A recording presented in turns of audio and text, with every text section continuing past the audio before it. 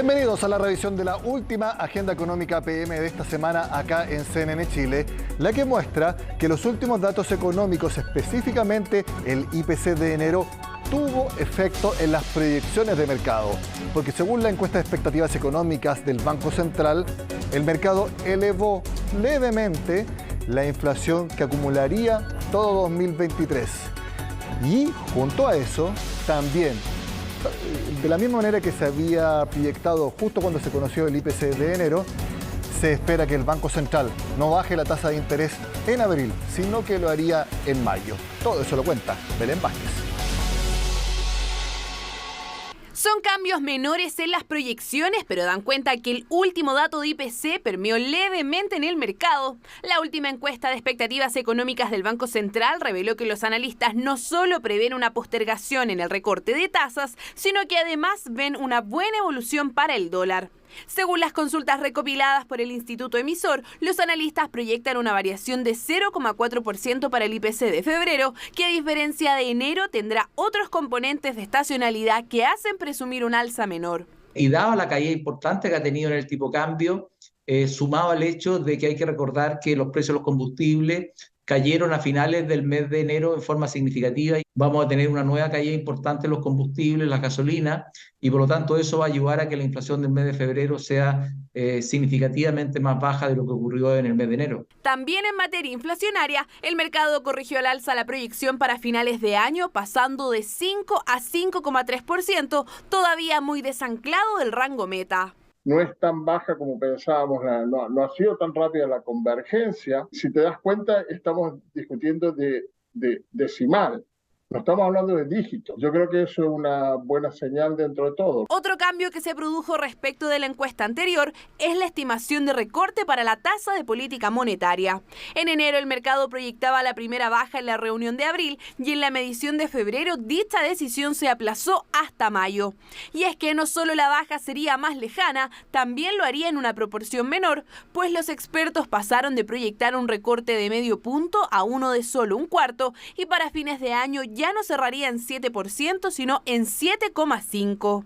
Mi impresión es que la inflación en el mes de abril recién va a estar algo por debajo del 10%. Es que recién el Banco Central al mes de junio va a tener mucho más claridad respecto al proceso y por lo tanto va a tener claridad de cuánto tiene que bajar la tasa de interés. El mercado incluso esperaba un movimiento mucho más brusco hacia esa fecha. Hoy día está esperando un movimiento menos brusco hacia el mes de mayo. Por lo menos no van a venir más alzas, o no deberían venir más alzas, ¿ya?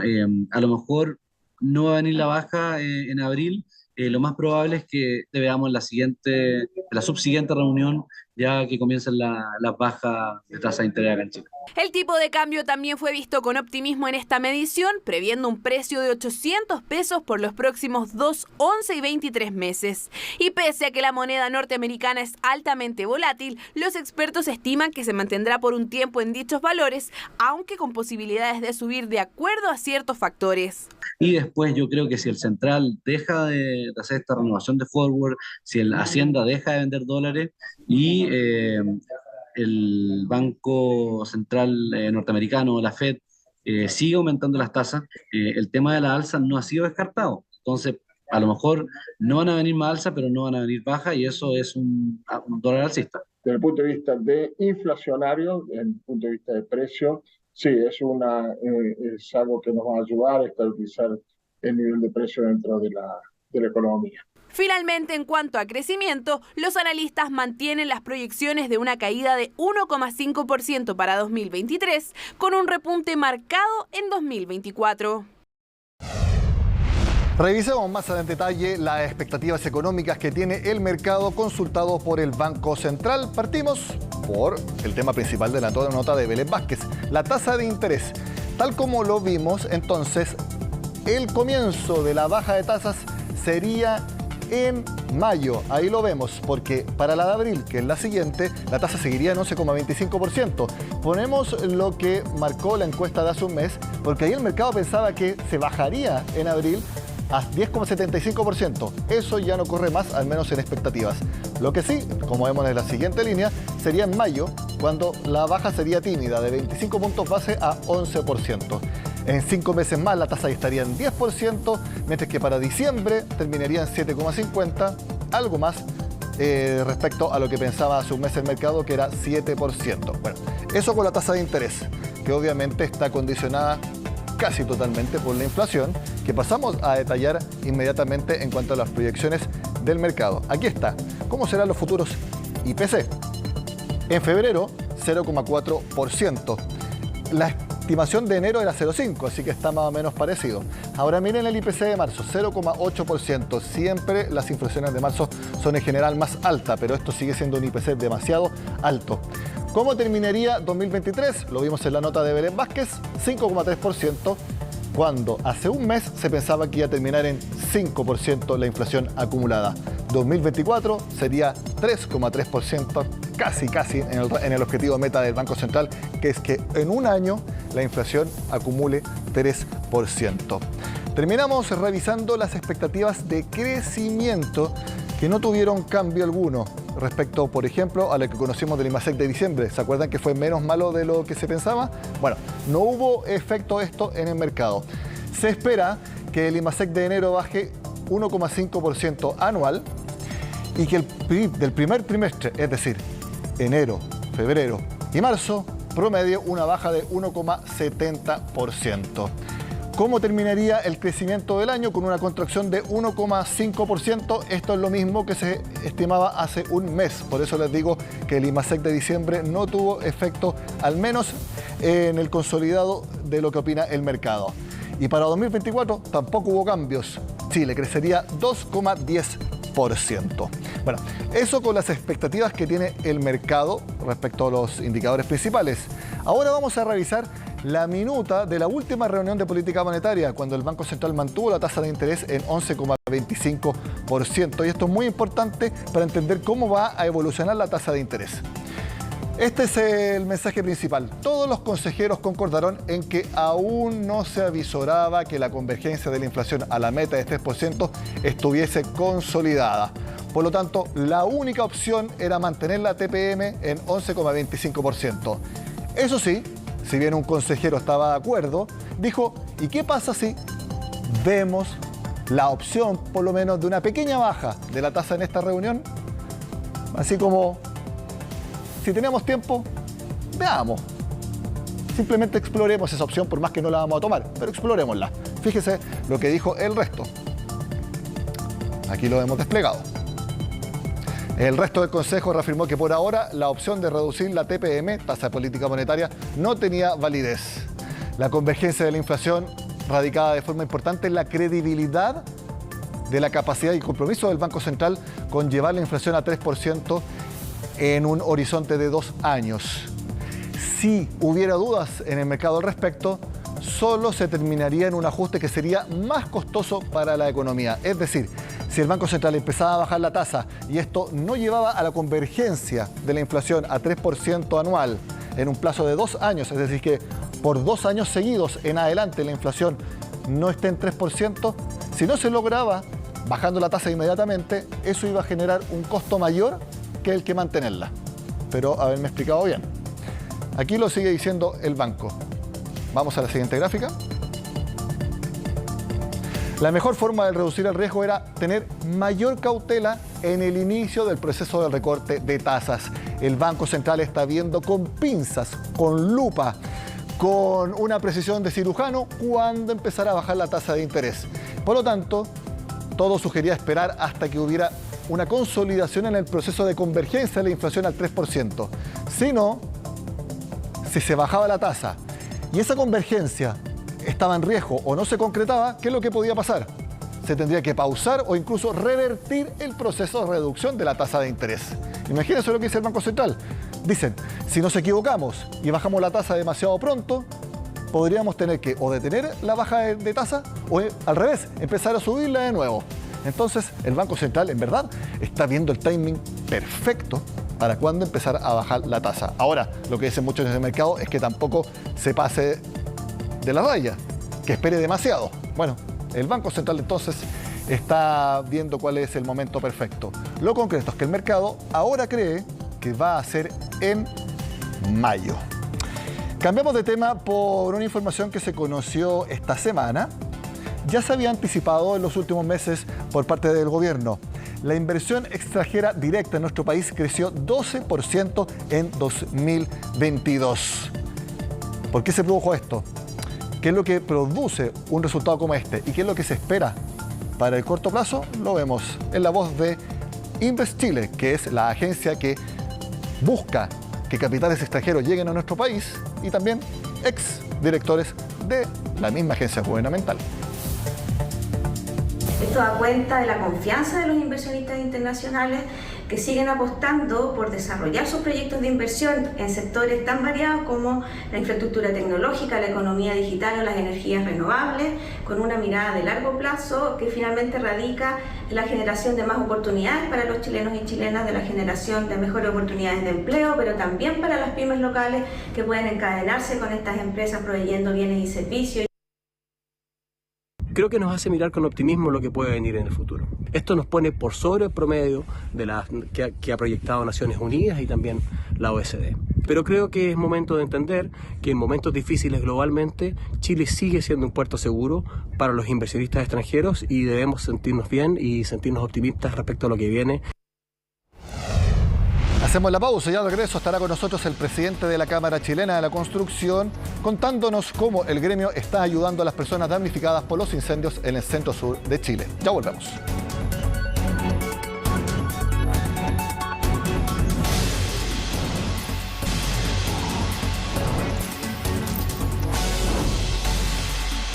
Desde agua, pasando por elementos de herramientas para construcción, incluso retroexcavadoras de distinto tipo.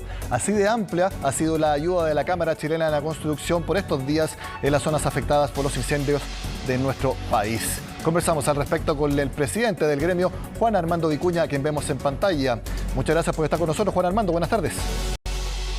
Hola, Nicolás. ¿Qué tal? Muy buenas tardes y gracias por la invitación. Por supuesto, porque aquí todos tenemos que colaborar y ustedes lo han hecho de una manera bastante concreta, entregando herramientas para construir, para reparar, y así ha querido aportar el gremio que usted lidera. Así es, y no solamente con martillos, palas, clavos, que son más de 300 pares de zapatos, cascos, antiparras, guantes, sino también con maquinaria pesada, maquinaria intermedia, para justamente poder hacer los cortafuegos necesarios. Nosotros partimos esto el jueves anterior, cuando partieron los problemas de los incendios en Chillán. Nosotros ya empezamos a recaudar y a coordinarnos desde Arica a Punta Arenas con nuestras cámaras regionales para justamente mandarle la ayuda a las zonas afectadas. ¿Lo han hecho como iniciativa propia en cuanto a la organización y hacia dónde ir, o han estado en contacto con el gobierno para saber el lugar más apropiado para entregar la ayuda? Sí, en un inicio partimos solos, pero evidentemente nos empezamos a coordinar con el gobierno, con la moneda y con las cámaras regionales, justamente porque las zonas es justamente donde se puede ver y actuar de forma más exacta para ir a atacar el fuego. Por eso la coordinación regional es fundamental, y ahí es donde nosotros podemos aportar fuertemente, dado que tenemos cámaras regionales o sedes en prácticamente todo Chile. Por lo tanto, la ayuda a través de estos distintos elementos principalmente es para hacer cortafuegos, para evitar que el desastre sea mayor. Así es, o sea, en un inicio fue eso, justamente para poder ir cortando este fuego y tratando de hacer las barreras necesarias para que no se siga expandiendo. Pero hoy día ya nos viene una tarea distinta, que es la remoción de escombros. Una vez que bajen los incendios, vamos a empezar con la remoción de escombros. Evidentemente ahí necesitamos maquinaria más pesada para poder hacer eso, camiones para ir, y obviamente donde poder ir a depositar estos residuos. Y después viene todo el tema de la reconstrucción, que es muy relevante, y ahí evidentemente estamos a disposición del gobierno para poder hacer todo lo que es la implementación de la reconstrucción. Dado que se han perdido una cantidad importante de viviendas, nosotros estimamos que más sobre las 1.500 viviendas, por lo tanto es un desastre bastante importante. Ahí ustedes entonces van a colaborar con elementos también quizás con la planificación y el diseño de unas viviendas que son intermedias, porque no son definitivas, tampoco son media aguas, sino que son intermedias. ¿Ahí ustedes también esperan colaborar con expertise y también con insumos para la construcción? Bueno, evidentemente nosotros nos dedicamos a esto, o sea, es nuestro fuerte, claro, el tema de la construcción. Y es ahí donde nosotros vamos a ponernos a disposición del gobierno. Nosotros ya sabemos que la ex ministra Paulina Zabal va a estar a cargo de esta reconstrucción, por lo tanto nos vamos a poner en contacto con ella justamente para poder trabajar de la mano para implementar la reconstrucción. Sobre todo con viviendas que hoy día han ido mejorando mucho la calidad en términos de que ya no son medias aguas, sino ya son viviendas de prefabricación, industrializadas, que se van montando y es mucho más fácil o más rápida la implementación de esto. Por eso tenemos que coordinar a nuestros socios que son industriales, que se dedican a este tema de la vivienda industrializada, para justamente poder dar una vivienda o un techo lo más rápido posible antes que llegue el invierno, que es terrible que una persona o una familia viva en condiciones sin techo, sobre todo en invierno.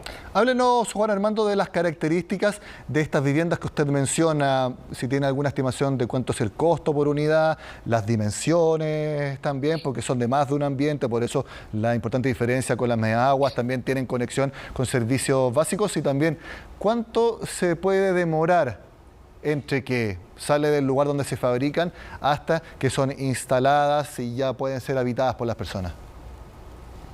A ver, bueno, son varias preguntas ahí, pero, sí, pero en realidad depende mucho del tipo de vivienda que se haga, porque tenemos vivienda industrializada en hormigón, tenemos vivienda industrializada en madera, en metalcom, en distintos formatos. Por lo tanto, vamos a hacer un catastro y vamos a trabajar junto con esas empresas para poder dar una estimación de la velocidad en la cual ellos pueden producir estas viviendas.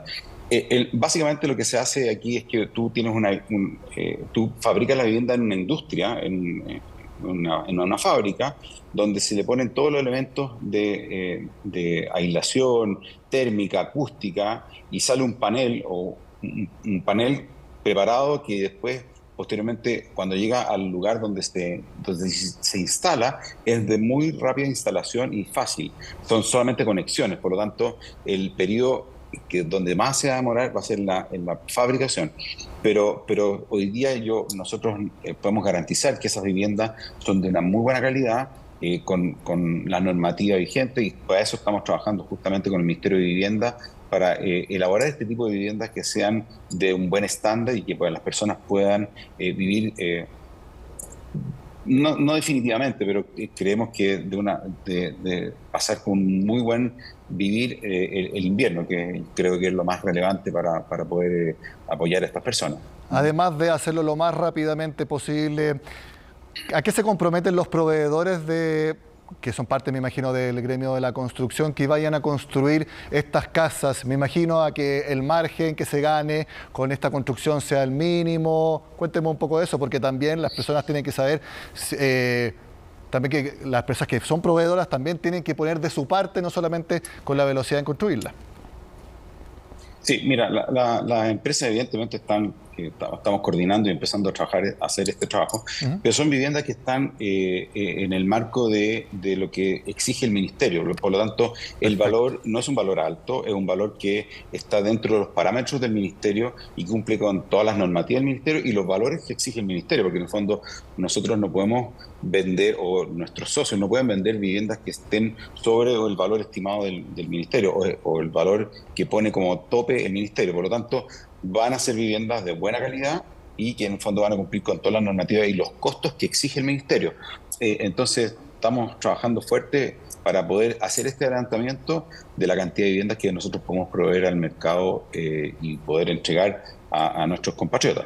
¿Usted cree entonces que las viviendas que se necesiten, si bien todavía estamos en medio de la emergencia, pero lo que se puede estimar, podrían estar listas, hechas y ya instaladas y con tiempo de sobra antes del invierno, tal como usted mencionaba? Bueno, como tú muy bien dices, primero tenemos el gran desafío que es parar este fuego. Una vez finalizado el fuego y parado, ahí vamos a ver la magnitud del problema y podemos poder echar a andar esta máquina, en el fondo, esta industria. Pero sí esperamos y vamos a ponerle todo el empeño posible para que en el fondo ni una persona viva en malas condiciones este invierno. Y ojalá no se nos adelante el invierno también, que sería bien malo. Pero de verdad nosotros como gremio estamos al servicio de nuestro país y al servicio de nuestra patria, que efectivamente de nuestros compatriotas. Y para eso estamos. Bueno, perdón. Y no solamente compatriotas, hoy día una gran mayoría, una gran porción de las personas son extranjeros, que también vamos a apoyarlos como si fuera una persona, un chileno. Así que 100% alineados con nuestro país y con el gobierno, justamente para poder ayudar a estas personas. Juan Armando, en un aspecto relacionado con la emergencia, se ha criticado la ausencia de algunos ministros. Específicamente harto se ha criticado a la canciller. Pero quiero preguntarle, no está el ministro de Vivienda, Carlos Montes, está fuera con días de permiso sin goce de sueldo. Está la subsecretaria como ministra subrogante, perfecto, pero ¿se ha notado la ausencia, la falta de un liderazgo tan conocido como es el de Carlos Montes? ¿Usted cree que ha sido algo que se ha notado, que no esté? A ver, don Carlos Montes, el ministro, es un tremendo ministro y tiene un equipo muy bueno. Y nosotros no solamente trabajamos a nivel de ministro, sino trabajamos con las segundas líneas y hoy día las segundas líneas del ministerio están muy activas. Por lo tanto, hemos trabajado y estamos trabajando juntos con ellos para este tema. Yo creo que esa es la gracia de un buen equipo, que si alguno de sus elementos no está presente, el resto del equipo lo puede apoyar y puede suplir su ausencia. Por lo tanto, creo que hasta el día de hoy nosotros hemos tenido una muy buena conexión con la subsecretaria, con el DPH, en fondo con todo el equipo que tiene el ministerio para poder ir monitoreando este problema, ir haciendo este catastro que nos vamos a ver enfrentados en el futuro para la reconstrucción. Pero yo creo que si bien es una pieza fundamental el ministro Montes, hoy día creo que tiene un muy buen equipo que está sacando adelante este tema. Juan Armando, tengo un par de minutos para que nos comente un informe que sacó GFK sobre los nuevos proyectos inmobiliarios que entraron en la capital en el cuarto trimestre. Fueron apenas 34 proyectos inmobiliarios, la cifra más baja desde 2008. ¿Esto es algo que está terminando en cuanto a la poca cantidad de proyectos que están ingresando al mercado, o es algo que podríamos ver en el futuro próximo? A ver, nosotros esperamos que esta cifra se revierta, porque evidentemente es una cifra muy baja y evidentemente va en contra de lo que nosotros queremos hacer como país y junto con el gobierno, que es la reactivación del sector, que genera una gran cantidad de mano de obra. Entonces, lo que sí, efectivamente, lo que estamos trabajando con el gobierno es justamente ver el tema de la permisología, porque hoy día uno de los grandes trabas, uno de los grandes problemas que existe es que uno se ve enfrentado como inversionista inmobiliario a un montón, no un montón, pero a sobre 400 permisos que tiene que sacar para poder hacer un proyecto inmobiliario. Y eso no te exime tampoco de que vayan a parar el proyecto en la mitad de su ejecución, como el proyecto de Ñuñoa. Por lo tanto, eso tenemos que tratar de salvarlo porque le va a dar más seguridad al inversionista y le va a dar más tranquilidad. Y por eso creo que en el fondo tenemos que trabajar muy fuerte en eso para que podamos hacer una inversión más tranquila y de mejor forma. Entonces, yo creo que elaborando eso, y bueno, también hay un tema muy relevante que es la baja de inflación que tú comentabas anteriormente. La inflación alta para los proyectos inmobiliarios o para el comprador es muy difícil de abordar. Por lo tanto, mientras no baje la inflación, va a ser difícil que nosotros podamos vender los stocks que tenemos en vivienda, y si no vendemos los stocks, efectivamente no vamos a hacer reposición de proyectos. Por lo tanto, tenemos varios elementos que tenemos que ir abordando como industria y como junto con el gobierno para poder activar nuevamente la economía. Juan Armando Vicuña, presidente de la Cámara Chilena de Construcción, gracias por estar en Agenda Económica, sobre todo contándonos cómo el gremio que usted lidera está ayudando a las personas que están sufriendo tanto por los incendios en el centro sur de nuestro país. Que tengan un buen fin de semana.